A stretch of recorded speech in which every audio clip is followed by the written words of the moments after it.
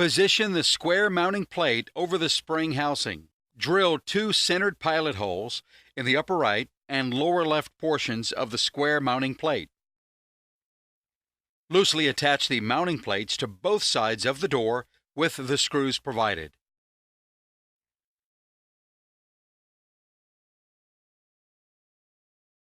Square the top surface of the mounting plate to the edge of the door.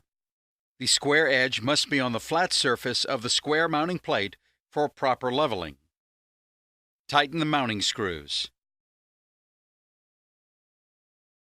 Press the rows onto the square mounting plate.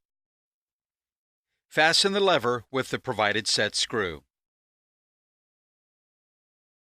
Test the lock operation.